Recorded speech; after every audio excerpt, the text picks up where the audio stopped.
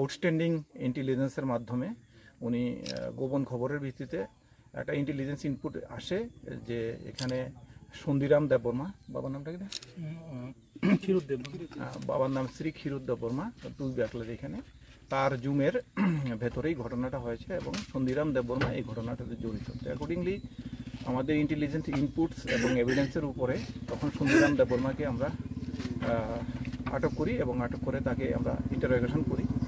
ইন্টারোগেশনে সে স্বীকার করে যে তার জুমে প্রতি বছরই তার জুমের ভেতরে বিভিন্ন এলাকার মানুষ এসে রাতের বেলা, সন্ধ্যার সময়, দিনের বেলা বিভিন্ন সময় তার জুমের যে কষ্টার্জিত ফসল চুরি করে নিয়ে যায়। তো 14 তারিখেও সে এরকমভাবেই পাহারা দিচ্ছিল এবং তখন এই যে মহিলা স্বপ্না দেববর্মা উনি এবং ওনারা নাকি তার জুমে, ওর বক্তব্য, ওনারা নাকি তার জুমে গিয়ে তার যে ফসল চুরি করতে চেয়েছিল তখন সে তাদেরকে তার পজিশনে থাকা গাদা বন্দুক থেকে গুলি করার পরে যখন সে দেখে যে স্বপ্না দেববর্মা আহত হয়েছে সে সেখান থেকে পালিয়ে যায়।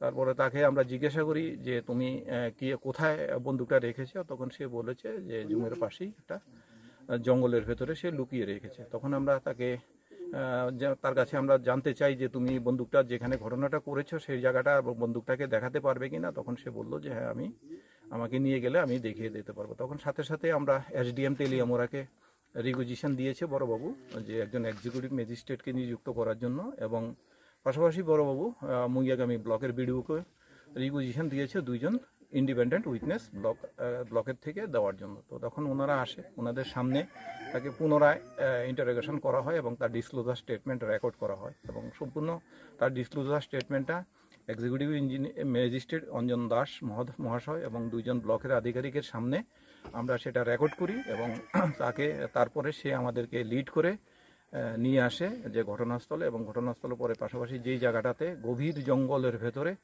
যেই জায়গাটাতে সে বন্দুকটা লুকিয়ে রেখেছিল সেখান থেকে সে বন্দুকটা বের করে দিয়েছে এবং আমরা ম্যাজিস্ট্রেট এবং উইটনেসের সামনে বন্দুকটা রিকভারি করেছি এবং তার পজিশন থেকে আমরা আমাদের কাছে নিয়েছি, এটাকে সিজ করেছি।